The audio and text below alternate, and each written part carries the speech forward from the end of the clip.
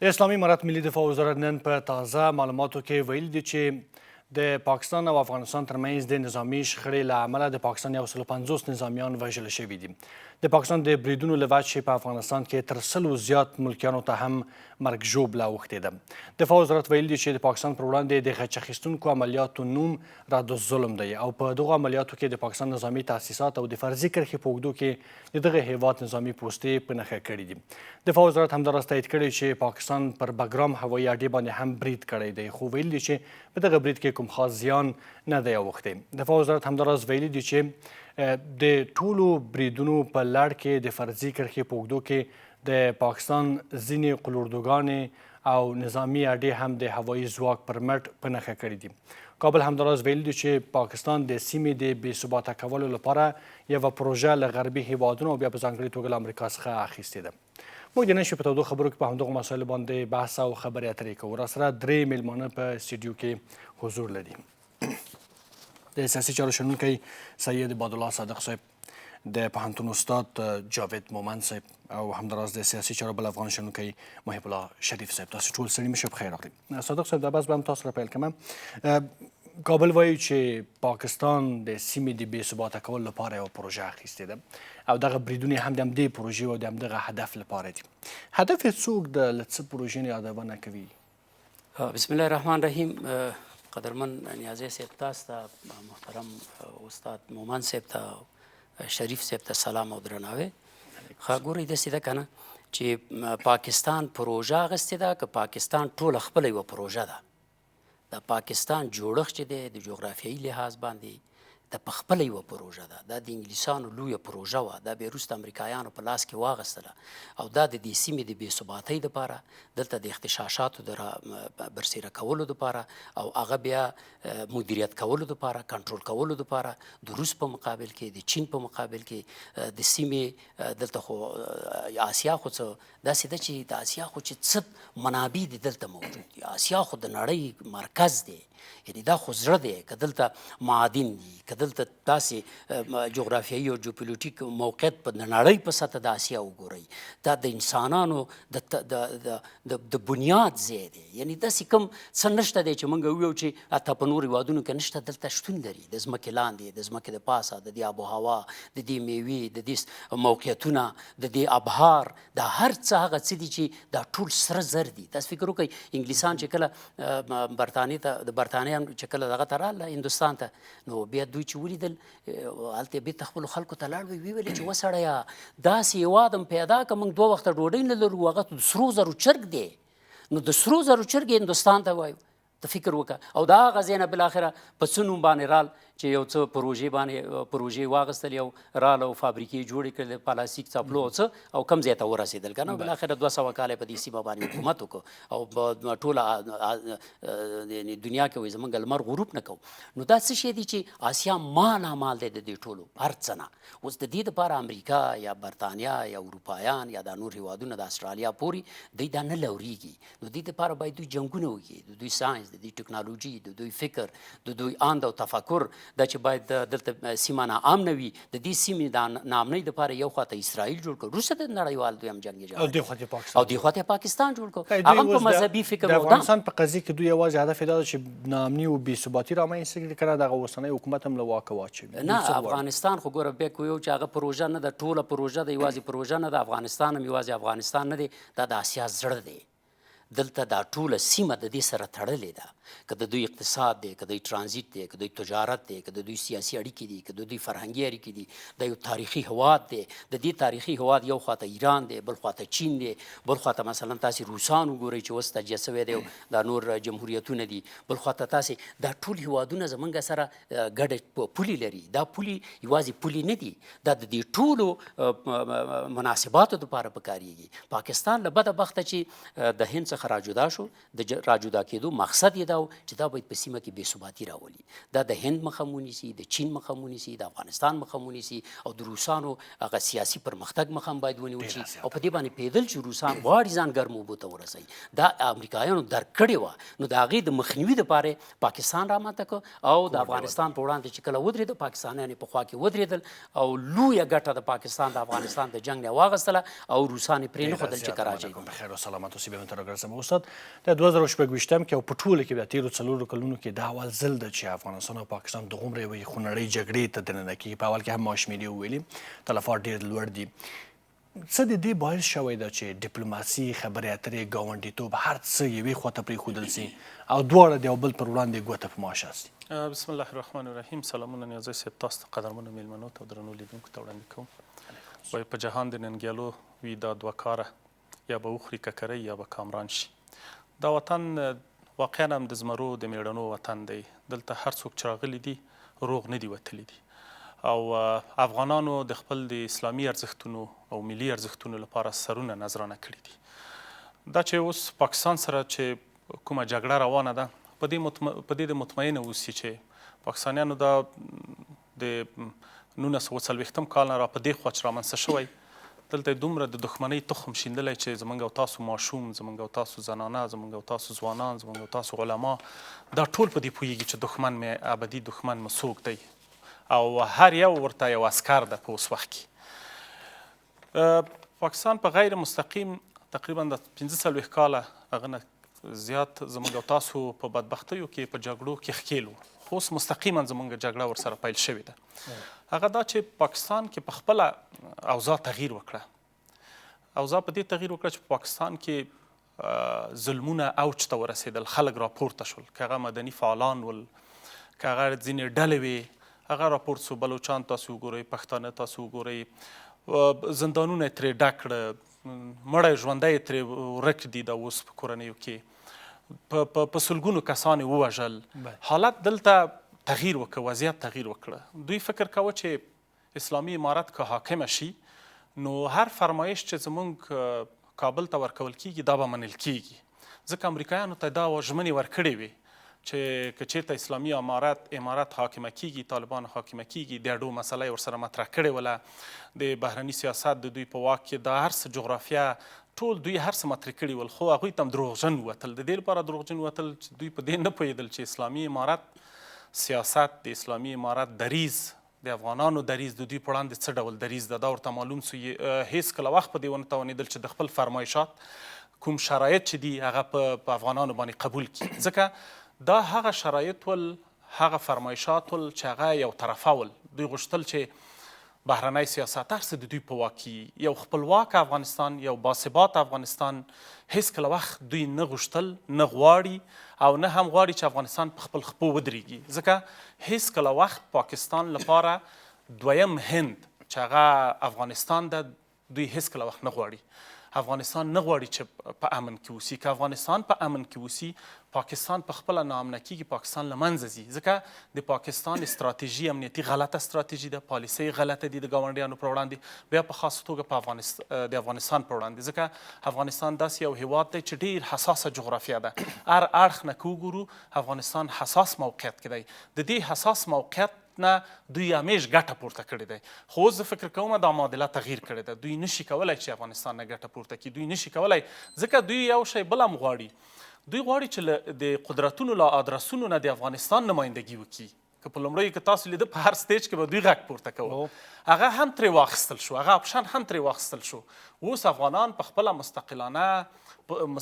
توګه باندې د خپل ادرس نه په خپله سره غږیږي. دوی هېڅکله وخت د خپل واک نه پرېږدي چې بل چاته ورسي. دا خو اوس دوی هڅه کوي چې د ټوپک په زور همدغه افغانان کابو کړي. ګورئ، هغه د جهاني صاحب شعر ده، وایي زما کندهاره د زمرو وطنه، زما سرکشو پښتنو وطنه. شپې ښکاره که قندهاري اتلانو، زابلي اتلانو ښکاره که چې حتی 10 پوستې هم ترې ونیولې، هغه مړي هم پراته ول، حتی دوی خپل مړي ونه شو کړی چې انتقال کړي. دوی که غواړي چې افغانان په جګړې تسلیم کړي، افغانان د جګړو کلونه کېږي، لسیزې کېږي دا تجربه لري. په جګړې هېڅ افغان نشي تسلیمېدلی. که په خبرو اترو باندې دوی کینی دا مسله حل کی، یو لاره به وي، خو په جګړې افغان نه تسلیمیږي، ځکه افغانان په جګړې کې روزل شوي دي، افغانانو جګړه لیدلې ده، افغانانو جګړه تېره کړې ده. سمه ده چې افغانان سوله غوښتونکي دي، افغانان نه غواړي چې جګړه سي، خو که بل څوک بیا جګړه پرې تحمیلوي، دا جګړه بیا ډېره اسانه جګړه نه ده، ځکه چې که انګریزانو، که شوروي اتحادو، که امریکاو، دا تجربه دوی ښه په دې پوهېږي. او بل بیا پاکستان سره خو افغانان جګړه کوي، داسې جګړه کوي لکه یهودو سره چې کوي، نو په دې دې پوه شي په جګړه کې کامیابېدلی نه شي. او زه په دې مطمئنه یم چې دوی هم په دې پوهیږي چې افغانان څه ډول خلک په خیر او سلامت اوسئ استاد بیا مې ته راګرځم شریف صاحب یوه پوښتنه چې ما ته دا ټول عمر ژوند کې زما شخصي ما ته راپورته شوې همدا ده چې ولې له افغانستان سره پاکستان هیڅ یوه مناسبه لاره مخته نه وړي دا خو ګاونډی ده په دا وروستیو کې دا لار هم دوی وتړله دلته په ملکیانو باندې برید هم وکړ اوس هم دغه بریدونه پرله پسې د ملکي وګړو په کورونو باندې دوی کوي مشخصا اسلام آباد څه غواړي بسم الله الرحمن الرحیم د هر څه نه مخکې نیازی صاحب تاسو ته صادق صاحب ته جناب استاد ته خپلې نیکې هیلې او سلامونه وړاندې کوم په همدې ډول باندې غواړم د افغانستان مظلوم ځورېدلي او تل د استکبارونو تاړاکونو یرغلګرو تر یرغل لاندې راغلي او بیا بریالي او سرلوړي راوتلي ولس ته خپلې نیکې هیلې او سلامونه وړاندې کوم نیازی صاحب کله چې سړی د پاکستان په ارتباط باندې بحث کوي دا بحث دوه مهم اړخونه لري یو دا وي چې سړی کوشش کوي چې څه چې پیښ وي یا نه وي پیښ په پاکستان واچي یو دا وي چې په واقعیت سړی غږیږي هغه څوک د پاکستان حقیقي څیره پیژني چې د پاکستان په ځمکه ژوند کړی وي د پاکستان زندان یې لیدلی وي د پاکستان د پردې تر شا هغه غوښتنې یې لیدلي وي چې پاکستان یې د افغانانو نه کوي هغه پلانونه یې لیدلي وي چې د افغانستان په ارتباط دوی د نورو غلیمو لوریو سره پر مخ بیایي بیا پوهیږي چې پاکستان په افغانستان کې څه غواړي زما په نظر باندې چې دا ځینې کړۍ یا ځینې زموږ ستاسې تش په نامه افغانان دا خبره پورته کوي چې دا صرف د طالب او د پاکستان مسله ده موږ پکې کار نه لرو موږ خپل چای څښو دوی د خپل کار وکړي دا زموږ خاوره ده دا زموږ دا وطن ده نیازی صاحب دا مسئله د مرحوم داود خان په وخت کې څنګه وه د هغه نه وروسته د کمونیست رژیم په وخت کې څنګه وه د هغه نه وروسته د مجاهدینو په دور کې څه رقم وه په کابل کې 15,000 بېګناه کسان ولې ووژل شول خو په دې ستراتیژي ووژل شول چې جنرال ضیاء الحق په واضح ډول وی چې د افغانستان جهاد د پاکستان دفاع ده په دې باندې ووژل شول چې اووه تنظیمونه یې راته جوړ کړل مجاهدین یې تقسیم کړل یوه ته به یو شی ورکول بل ته به بل شی ورکول یوه ته به یو پلان ورکو بل ته به بل پلان ورکو تر څو چې موږ په خپل مابین کې وجنګولو بله مهمه مسئله چې کله د مجاهدینو دور تیریږي د طالبانو دور راځي طالب د پاکستان په غلامۍ باندې مشهور و صحیح ولې دغه سره ګزاره ونه شوی کوي اولین ځل دپاره چې امریکایانو په اکتوبر کې حمله پیل کوله تر ټولو مهمې اډې ستراتیژیک معلومات استخباراتي ملاتړ او هر ډول نړیواله لابي همدې پاکستانیانو ورته وکړه دا هیواد ته دیموکراسي راغله هغه دیموکراسي چې دوی وایي چې پاکستان یو اسلامي هیواد نه یو دیموکرات هیواد دی خو دغه دیموکراسي خو دلته راغله د دې دیموکراسۍ سره دوی څومره جفا شروع کړه د کابل نه اول د افغانستان سفیر ورکړ امریکا باندې خرڅ کړ د هغې نه هم وروسته په دې دیموکراسۍ کې د موږ څومره ښکلې دیموکراسي وچلوله زموږ ښاغلی کرزی صاحب د ټولو نورمونو د ټولو پروتوکولونو په خلاف د دوی ایچ کیو ته ورغی د ایسای مرکزي دفتر ته ورغی چې ګورئ داسې مه کوئ ښاغلي اشرف غني هم په دې باندې عین ګام باندې ګام کېښو هغه هم ورغی کومه ګټه یې موږ ته وکړه تر وروستي سلګۍ پورې خارجیانو سره نفاق چلاوه د افغانانو سره یې چلاوه د هغه چا سره چې د افغان حکومت په ضد جنګېدل د هغو سره هم چلوله کله چې هغه څوک قدرت ته ورسېدل چې دوی په خپله خوله وایي چې موږ قدرت ته ورسول د هغوی سره ګورئ دا د دې په جګړه کې کېوتل نو اصلي مسئله دا ده چې پاکستان په افغانستان کې نه د اسلام تر نامه نه د جمهوریت تر نامه لاندې نه د کمونیست رژیم تر نامه لاندې نه د اسلامي امارات تر نامه لاندې په هیڅ ډول باندې د افغانانو سره مسله نه ده دا مسئله د افغانانو د حکومتونو سره نه ده دا مسئله د افغان د وجود سره ده دا مسئله د افغانستان د ارضي سره ده دا مسئله د افغانستان د استقلال او خپلواکۍ سره ده خدای دې وکړه چې ته په کابل کې یو سړک په خپل خپلواکۍ باندې ډیزاین کوي په دې هم دی خفه کیږي اوس که یو وزیر د افغانستان په هر وخت کې هند ته تللی دی بس همدلاسه د دوی پیریان راشي او دوی پیریان ونیسي بیا پلاتې غږوي ګورئ په واضح ډول امارات وایي ذبیح الله مجاهد په ډېر ښه الفاظو وایي چې ګورئ که موږ د هند سره اړیکې لرو دا د پاکستان په ضد نه دي او که موږ د پاکستان سره اړیکې لرو دا د هند په ضد نه دي ما به همیشه یوه خبر کوله د وخت اشرف غني سفر کړی و هند ته، نو ما وویل ما چې که چیرې افغانان په دې وتوانېږي چې خپله پالیسي د پاکستان او د هند د منافعو نه رایستل یې یوازې د افغانانو په منافع تشریح کړي، موږ د جنجال نه وځو. کور دی ودان صادق صاحب فکر کوئ چې دغه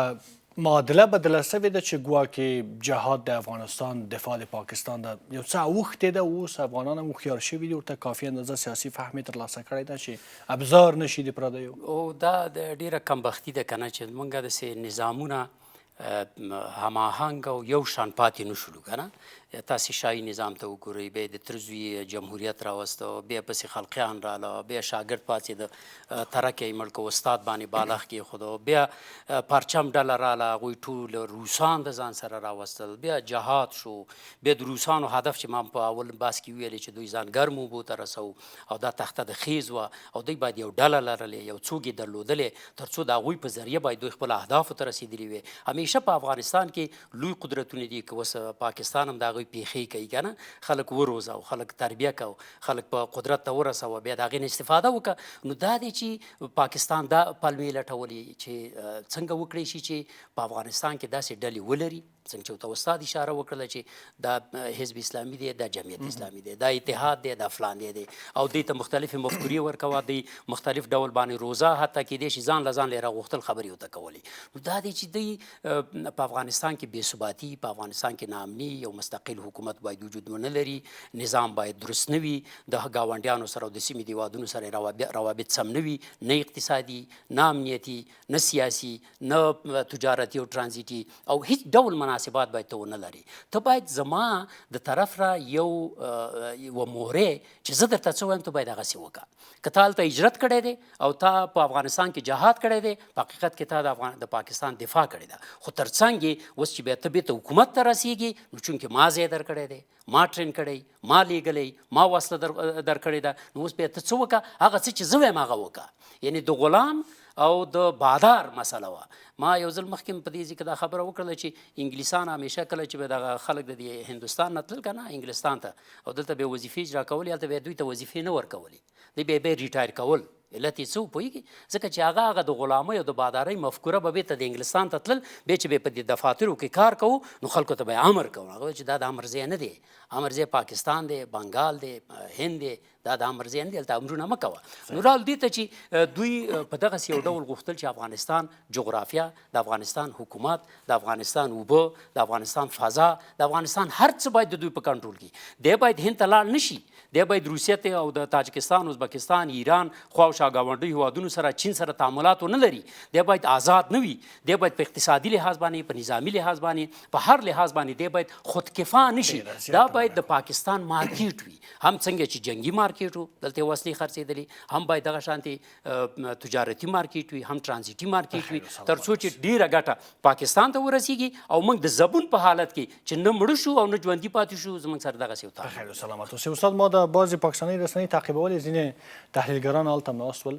همدا مسئله پورته کوله چې ګواکې پاکستان خو یو ځواکمن هېواد ده په دې منطقه کې، اټومي ځواک ده او هغه افغانستان چې وایي تر اوسه حکومت چا په رسمیت نه دی پېژندلی، تازه د جګړې راوتلي دي، د هغوی دومره جرأت کوي چې له پاکستان سره ځان ووایي، افغانستان وایي هېڅ هم نه لري،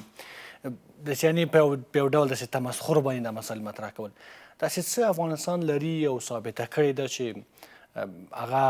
تلپاتې دي، دایمي دي او دغو کسانو پر وړاندې چې زور وایي له افغانستان سره هغه بیا هم افغانانو ته ثابتوي؟ یو خو باید دا ووایم چې نیازی صاحب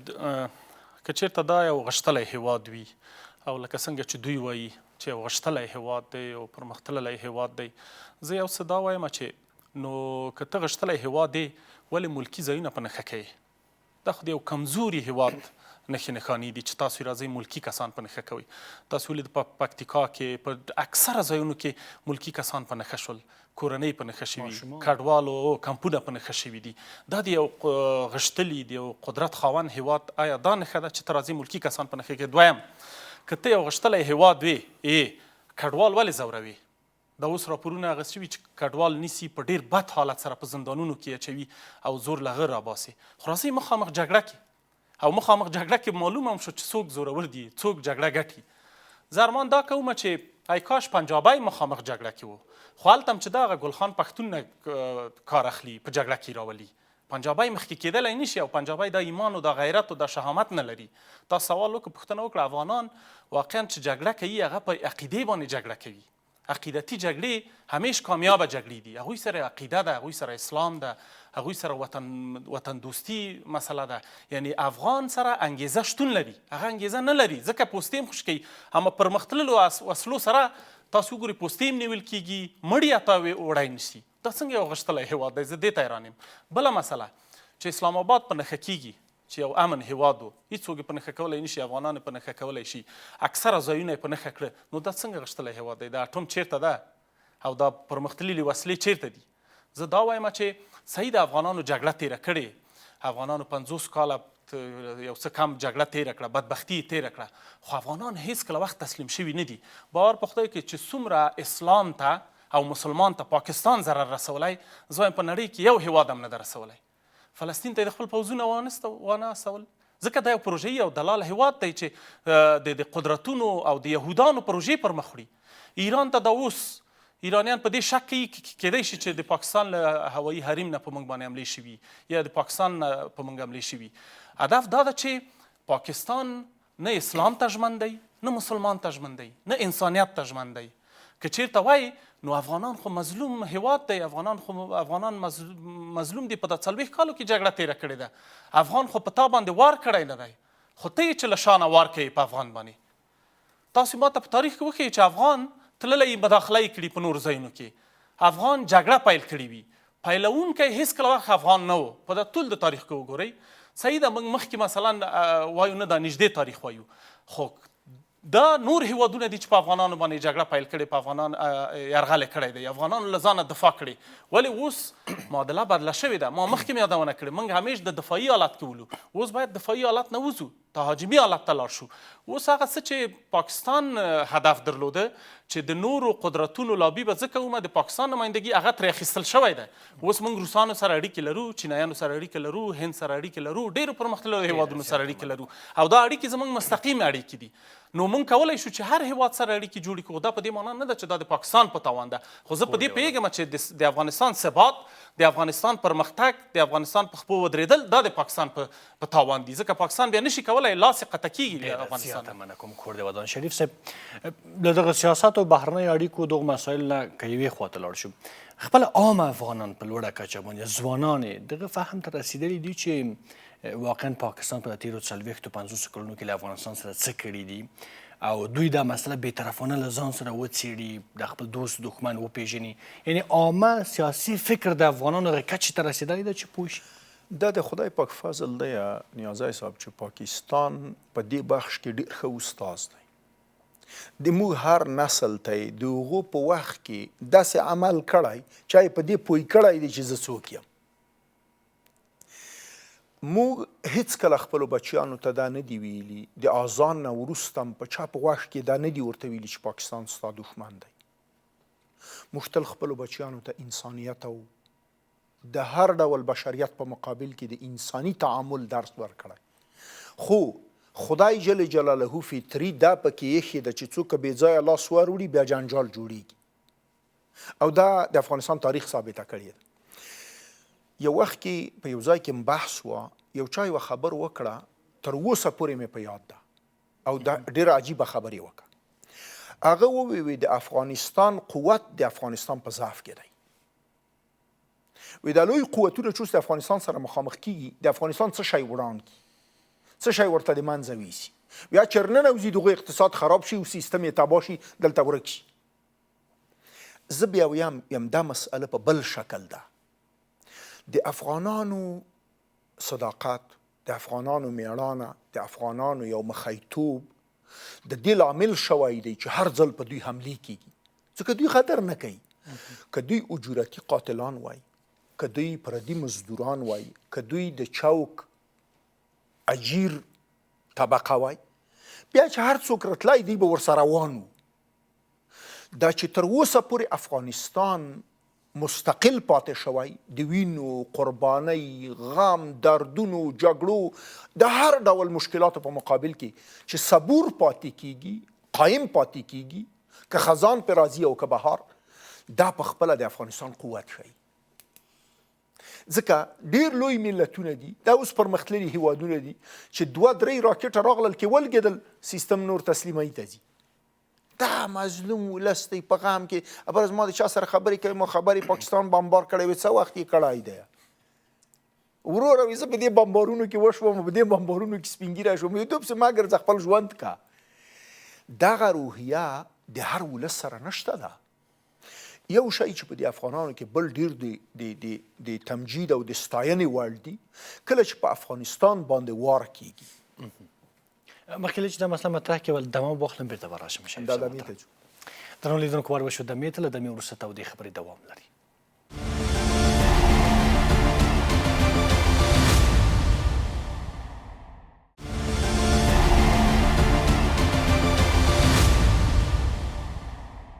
تودو خبرو ته بیا هم ښه راغلاست. مهرباني شریف ما کومه خبر چې کوله ګورئ چې افغانانو باندې یو ډېر ښه صفت چې په افغانانو کې شته دی او الحمدلله په ټولو قومونو کې شته دی. د هر قوم ته چې تاسو ورشئ دا مېړانه خدای پاک پې خلق کړې ده چې دغې ځمکې ته دغې جغرافیې ته یې خلق کړي دي. خدای هیڅ شی بې حکمته نه دي. الله ځکه حکیم دی ځکه یو نوم د هغه حکیم دی چې هیڅ عمل او هیڅ عکس العمل یې بې حکمته نه دی.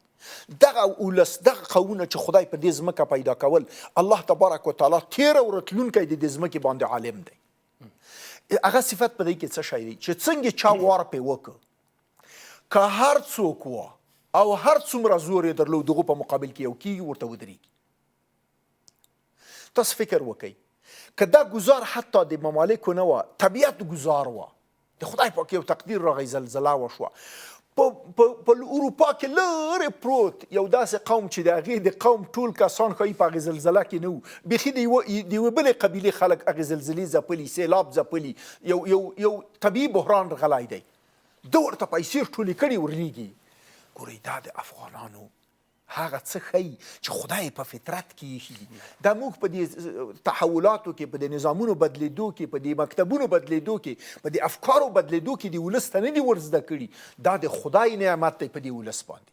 دا نن وګوره د پاکستان د ګزار سره د ولس درېدلو ته وګوره د څو خرڅ شویو پردیو او د زمانې د زامنو نه پرته ټول په یو اواز وایي چې د پاکستان جګړې ته داسې تیار یو لکه حماس چې د اسرائیلو جګړې ته تیار دی. کور دې ودان شریف صاحب په خیر اوسي. صادق صاحب اساسي پوښتنه دا ده چې اوس څه پېښېدونکي دي دا جګړه به پراخېږي زیاتېږي؟ ګوره جګړه خو بس د څوک چې جګړه کوي څوک چې سیاست کوي څوک چې د حکومتدارۍ دعوه کوي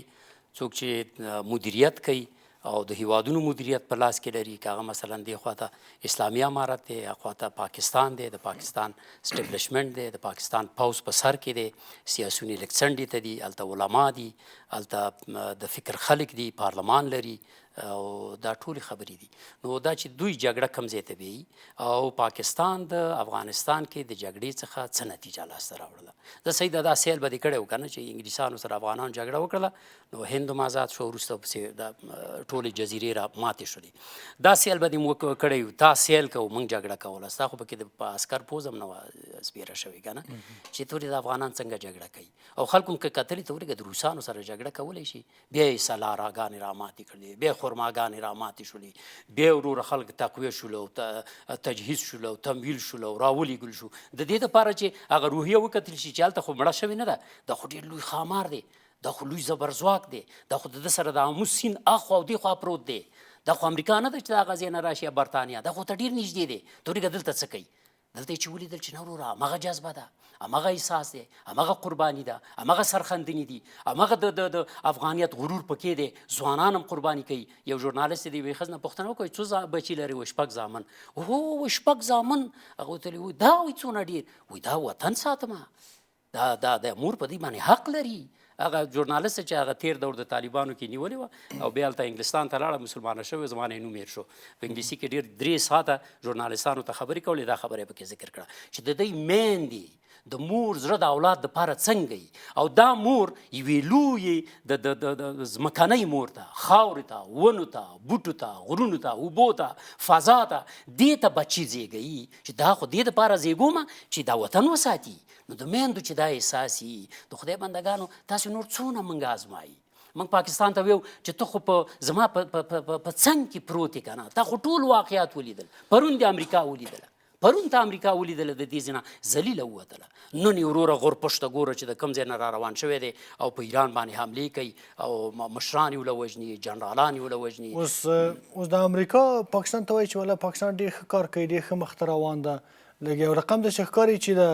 د کار امریکا روان دا نیابتي جګړې چې وایي که نه، دا وړې وړې ډلې دي، دا د دې فلاني هیواد نیابتي جګړه په مخ وړي. دا واړه واړه هیوادونه لکه پاکستان شو یا مثلا دا نور هیوادونه شو، دوی د لویو هیوادونو جګړې په مخ وړي. نو دا خو یو نیابتي جګړه ده، دا خو یوه پروژه ده. څنګه چې تاسې په اول کې سوال وکړو، یوه پروژهیي هیواد دی او دا وړې وړې او لوی پروژې دي دوی ته ورکوي چې دا د آسیا کې یو لوی قوت را پیدا نه شي. زما خبره دا وه چې پاکستان ته مې چې کومه خبره کوله چې هغه یو فارسي شاعر وایي،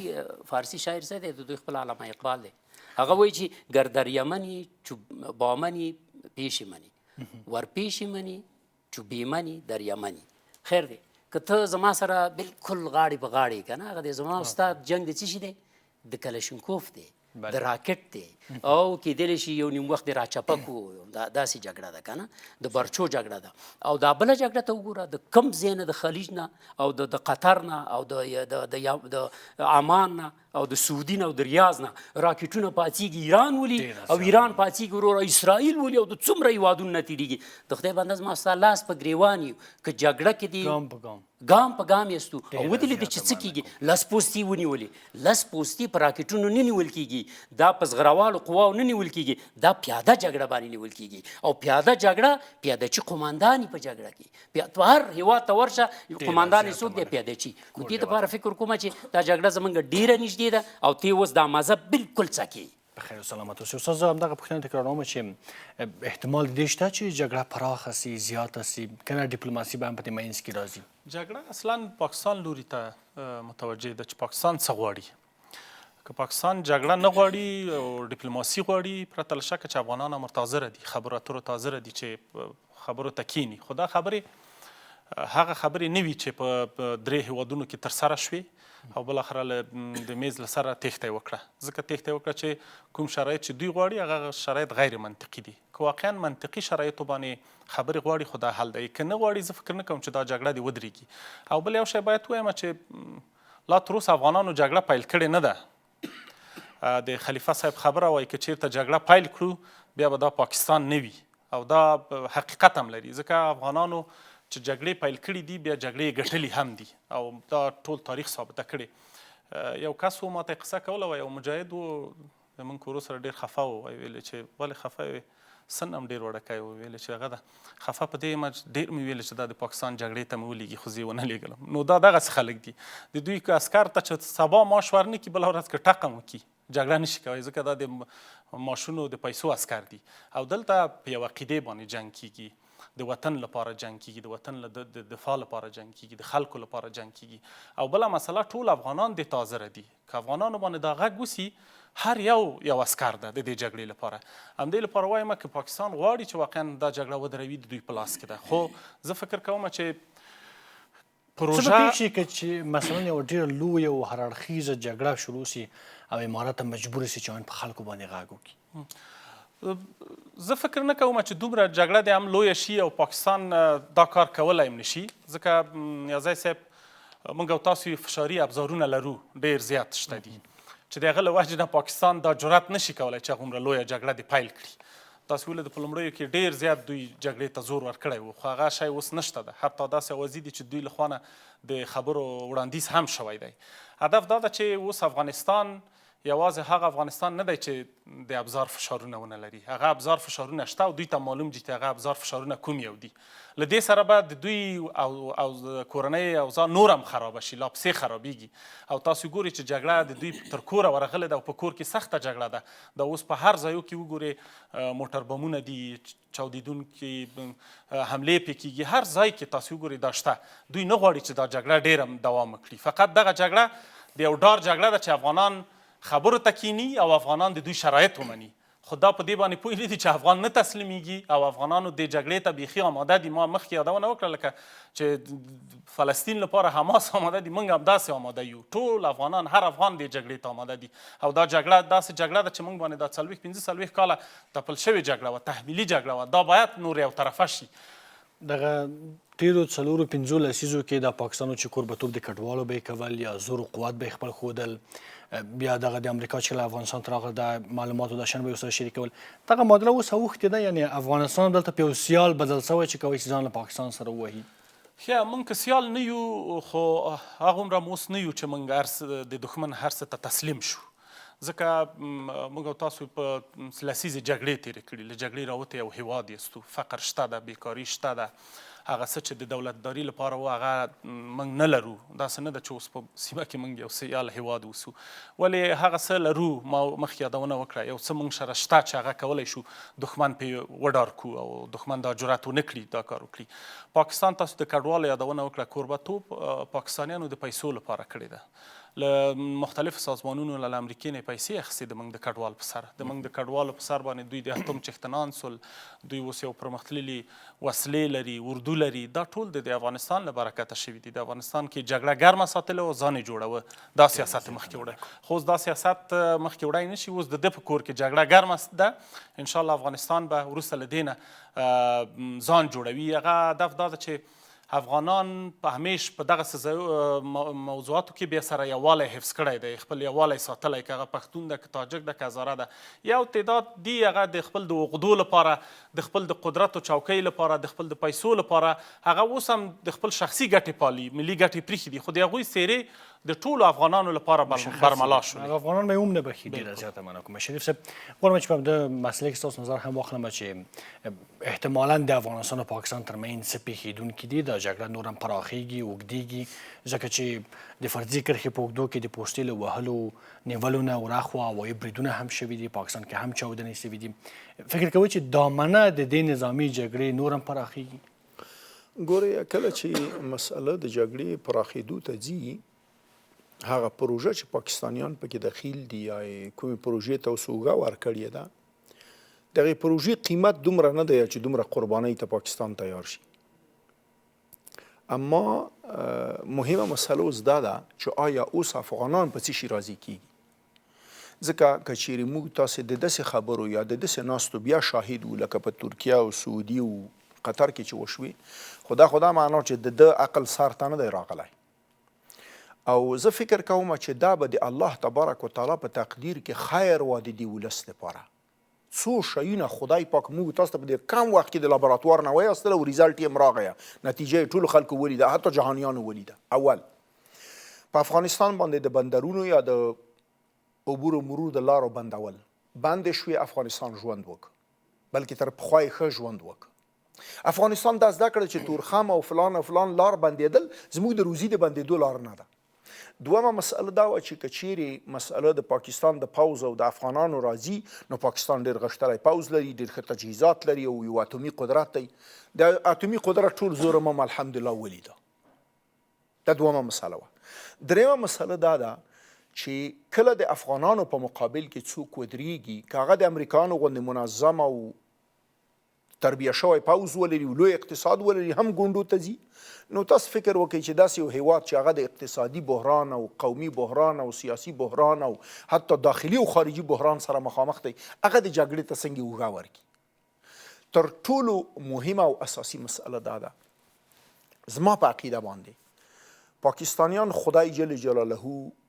په هغه څه کې وشرمول چې دوی دین ورته وي په هغه دین کې هم نتیجه دار ووته چې دوی د دین لپاره نه پاڅېدلي نه ناست دي او نه د تاسو ورورولي کړې ده دا یوه پروژه وه تاسو یو ځای ته په کار وئ دوی میلمانه کړي وئ که نه دوی خپل پوځیان یهودو ته هم کرایه ورکوي او سبا ته د امریکایان نه پروژه اخلي هغه څه چې تاسو ته در پاتې دي د هغې د ړنګولو دپاره به هم کوشش کوي یعنې د اسلام د نامه نه هم خدای پاک رویاستل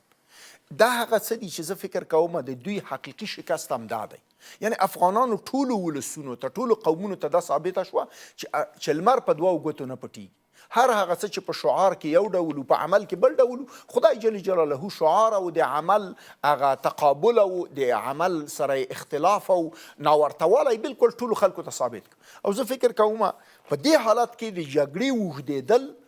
د پاکستان لپاره ښایي ډېرې نورې ناخوالې داسې رامنځته کړي چې بیا د پاکستان نوم په مختلفو نومونو وویشل شي ډېره زیاته مننه کوم کور د ودان سردار صاحب که دا بحث هم راټول کړو ورو ورو افغانان په دې منځ کې اوس په دغسې شرایطو کې څه کولی شي او څه کول ورته ډېر مهم او اړین دي او دا د ټول نه مهم سوال اوس دا دی چې موږ باید په خپلو موضوعاتو باندې په خپل هیواد باندې په خپل اقتصاد باندې په خپل نظامي چارو باندې او د دې جنګونو چې څومره تجربې موږ لرلي دي مثلا که ما د انګلیسانو خبره وکړله خو دا یو چریکي جګړه وه د هغوی په مقابل کې کله مې چې د روسانو خبره وکړله په دې باید پوه شو چې دا چریکي جګړې وي غرونو کې رغونو کې په ځنګلونو کې دا بیل شی دی چې 10 کسان په یو ځای باندې حمله کوي بیرته تښتي دې ته ګوریلا جګړه وایي دې ته د چریکي جګړه وایي دې ته اخ او ترپ دی او دا قیصه بیسه ده که نه مثلا تاسې د امریکایانو په وړاندې چې کومې جګړې د طالبانو ولیدلې دا همدغه شانتې ورته جګړې وي دا ګوریلا جګړې وي او د دې جګړو مخنیوی انتهایي ګران دی دا په هیڅ ځای کې د دنیا نه دی شوی په نظامي لحاظ باندې اوس به دا چې پاکستان څه کوي دغه سره څه کوي د عمران خان سره څه کوي بندي ساتي راوباسي خپل کار دی ټي ټي پي سره څه کوي حملې پې کوي دفاع کوي یا خپل کار دی بي ایل اے سره څه کوي ازادي ورکوي که همداسې ساتي او ډزوي دا د خپل کار دی پی ټي ایم سره څه کوي د دې هغه غوښتنې حقه غوښتنې دي او مسنګ پرسنز دي چې کوم دغه شوي دي هغه ته رایله کوي تعامل کوي دا د خپل کار دی معامله زما سره ده زما سره چې ده نو زه باید څه وکړم و زه د دوی سره څه وکړم موږ چې څه کول خو وکړل السلام علیکم جواب یې چی دی وعلیکم سلام دا واجب دی که نه وعلیکم سلام زه وایم چې دا 3 کسان چې تا په وردۍ کې رالیږلي وو په وسله کې دې رالیږلي وو او پولي ته دې رالیږلي وو جګړه یې وکړله وم نیول درواخله چې در واخله نو ته باید وعلیکم سلام په دې ورکړې چې 18 کسان هلته دغه ماشوم مړه کې نن وایي چې زما مور څه شوه زما پلار څه شو زما کور څه شو زما کانډر کې دلته موږ لوبې کولې او دا په هیڅ څه باندې هم نه راضي کېږي تاسې ولیده د هغه جاړه په هیڅ هم نه راضي کېږي نو دا تاسې څه وکړل زموږ سره اوس هم ماشومان وژنئ اوس هم ښځې وژنئ اوس هم په دغه قوت سره څه وژنئ که ته دغه قوت لري که ته زموږ ماشومان هم وژنې ما وژنې او که ته طالبانو عسکر هم ستا د لاسه ولګېږي هم ما وژنې د روژې په مبارکه میاشت کې وژل کیږو ستا د اټومي قوت د لاندې وژل کیږو تا چې ځان ته د اسلام قلعه ویله دا مورچل منګه ته وګرځېدله تا منګه په نښه کړلو د روژې په میاشت کې دې په نښه کړلو زما سلام ته دې ناسم جواب ورکړه زه دې په کاڼو ویشتمه تا د جهاد افغانستان دفاع پاکستان چې اوس ورته د فساد وی او ته اوس پښیمانې په هغه خپلو کړنو باندې ته په خپل جهاد باندې پښیمانې عالم نشته چې تا ته ووایي چې حافظ صاحب حافظ بیله خبره ده تا به حفظ کړی علم دې کړی دی دا ته څه وی دا جهاد و دا د پاکستان دفاع وه نو زه اسلامي امارت ته وایم چې د دې ډېر تجربو نه په ګټې اخیستلو سره باید راکټونه ولرو باید جټ تیارې ولرو باید توپچي ولرو باید رادار ولرو باید هغه راکټونه ولرو چې موږ د دوی تیارې تعقیب کړو باید را پرېنږدو سرحدات خپل ټینګ کړو یوازې نظامي قوت کې پیاده نه دی دا وزرې غواړي وزر یوازې هلیکوپټرې نه دي دا څرخکې دي د دې د وزرو دپاره باید قوي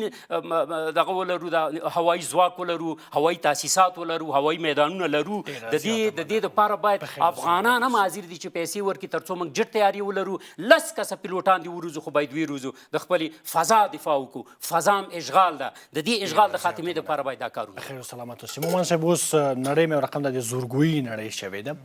په دې منځ کې افغانان د خپل زور او قوت د زیاتولو لپاره څه باید وکړي بلکل زه هم څو وړاندیزونه لرم لومړی خو دا چې د سیاسي مشروعیت لپاره باید ژر تر ژره کار وشي هغه د سیاسي مشروعیت لپاره باید د نړۍ د ځینو هیوادونو او د نړیوالو سازمانونو پلمې باید ختمې کړو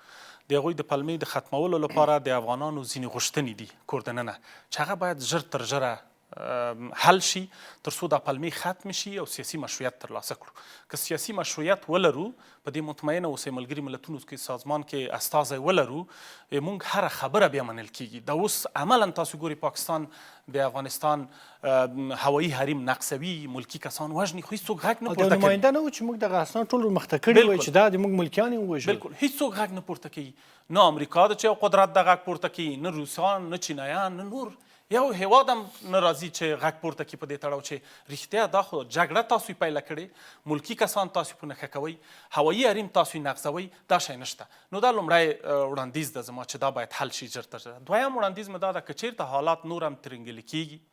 او دا جګړه اوږده کېږي زما یو وړاندیز دا ده چې یو علنوي جرګه هغه باید راوغوښتل سي په دې عنعنوي جرګې کې مختلف اقشار باید د افغانانو څخه هغه سي علما وي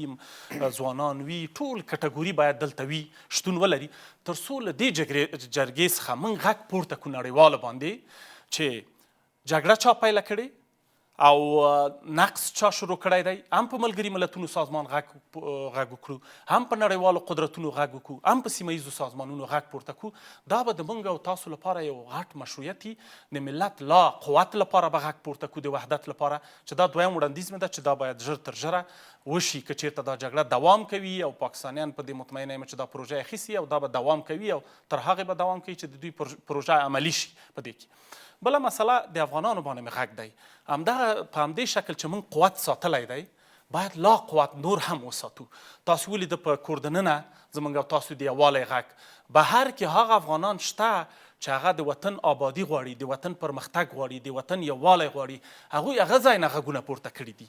دا غږ باید نور هم پراخه شي، نور هم باید قوت پیدا کړي. او په دې پاکستان څو آپشنو باندې د تاریخ په لړ کې کار کړی دی چې هغه د افغانانو په افغانستان کې لاسوهنه کړې او د افغانان نظامونه یې ړنګ کړي، چې هغه یو بې اتفاقي و نفاق و. ډېرې کار واخیستل دې آپشنونو نه، خو نتیجه یې ورنه کړه. غونډې په اسلام آباد کې جوړې کړې، هر څه وکړې، خو دا هېڅکله وخت نتیجه یې ورنه کړه. او بالاخره اوس نورو آپشنونو باندې چې آخرینه ګزینه هغه جګړه وله چې وارې په جګړې باندې وکړه او موږ هم ځواب ورکړه. نو دا څو وړاندیزونه مې دي چې دا باید ژر تر ژره وشي، تر څو موږ او تاسو بیا پرې نه ږدو چې د افغانستان یو بلې جګړې ښکار شي، د یو بل بحران ښکار شي. فکر کوئ پاکستان څنډې ته وال شوی، ډېر منزوي شوی ده په دغو کارو سره؟ ګوره دې کې هېڅ شک نشته چې دا اوس حتی زه خبر شولم چې د پاکستان په نظامی برخه جنرالانو کې اختلاف رامنځته شوی ده، د اهل تشیع او اهل تسنن په منځ کې اختلاف رامنځته شوی. یعنی دلته چې دا څو کړۍ دي په پاکستان کې، ما مخکې مې یادونه کړې، مذهبي ډله نه غواړي چې په افغانستان کې جګړه وي، افغانستان سره روابط خرابي، او ملکي حکومت نه غواړي. دا یو خاصه کړۍ ده چې هغه تاسو ته معلوم ده نظامیان دي چې هغه د نورو قدرتونو په لاس کې دی. هغوی ته چې څومره په وطن کې د دوی بدبختي رامنځته کېږي، هغه مجبوره ده چې هغه پروژه ترسره کړي. خو زه فکر کوم چې اوس پاکستان له هر اړخ نه تر فشار لاندې ده، اقتصادي، سیاسي، امنیتي، هر اړخ نه. موږ ته اوس په کار ده چې موږ څنګه کولی شو د دې ضعف نقطو نه استفاده وکړو او بالاخره د افغانستان د پرمختګ لپاره او د افغانستان د امنیت او ثبات لپاره ترې کار دی. ودان په خیر اوسئ. شریف صاحب، دغه زه په دې مطمئن یم چې امارات غږ چې په دا ټولو افغانانو باندې ټول ورته راپاڅېږي، په ملاتړ یې درېږي د پاکستان پر وړاندې، دغسې یو ملت چې په یو غږ باندې ټول تا ته مراجعه کوي، بیا بهتره ده چې موږ هم دغه ملت ته مراجعه وکړو، دغه غوښتنې او دغه مشروع غوښتنې ومني. خبر نه چې دغه مسایل لږ رابولډ سي، حکومت ورته پاملرنه وکړي، که دا د تعلیم مسله د نجونو، که دا خلکو ته د مالیاتو معاف کول دي، که دا د خلکو لاسنیوی ده، ځکه چې داسې یو قوي ملت یې تر څنګ ولاړ ده، بیا خو هېڅکله باید خفه ونه ساتي. په تمامه معنا باندې دا ډیره مهمه مسله ده چې په دوو بعدونو باندې په همغږي ډول کار وشي. یو په داخل کې چې کوم نقاط دي په هغې باندې باید موږ کار وکړو، دا زموږ ستاسو کورنۍ دنده ده. بل د نړیوالو سره د وصل په نقطه کې دا ډیره مهمه مسله ده. ګوره تر اوسه پورې 15 ورځې د جګړې شوي دي، د 15 ورځو کې په رسنیزه برخه کې په نړیواله کچه په نړیوال سټیج باندې موږ تر اوسه پورې خبرونه اکثره وخت په دوم او درېیم ردیف کې پاتې کیږي. پاکستانیان د ای آی په مرسته یا په درواغو باندې داسې راپورونه جوړوي چې مطلب زښته زیات راپورونه خپروي. هغه فضا نه پرېږدي چې حالت عادي وي، هوا پاکه وي، خلک حقیقت وویني، هغه دومره ګرد کوي. دا ډیره مهمه ده چې په دې ارتباط باندې مختلف افغانان په همغږي ډول باندې کار وکړي. دا مسئله د امارات نه ده، دا مسئله د افغانستان ده او دا د افغانستان د ولس ده او دا د افغانستان د خاورې ده. دا مسئله په حکومت پورې نه ده مربوطه. موږ باید د یوه موټي په شکل، اما تر ټولو مهمه برخه، تر ټولو مهمه دنده امارات ته راجع ده، ځکه تر اوس د افغانستان د ولس مشري په غاړه لري، د افغانستان د ولس سرپرستی په غاړه لري، هم د ځان په مقابل کې، هم د خلکو په مقابل کې، هم د خدای په مقابل کې دا مسؤلیت تر د غاړې دی. د دوی ښه تنظیمول، د غوښتنو مننه او په نړیوال سټیج باندې د افغانانو د عزت، انسانیت، خپلواکۍ، دین او د هر څه نه ښه استازیتوب ګوره ستا دنده ده. او هر هغه ځای کې چې افغانانو ته اړتیا وي ته په ولس غږ وکړه. یعنی زه دا بدون د هغه نه وایم، یعنی تشخیص او یا په اصطلاح ځانګړي کولو صنف بندۍ نه، د افغانستان هر قوم دې ته حاضر دی چې په هر ډول قرباني ته وغواړي، اوس ورته تیار دی.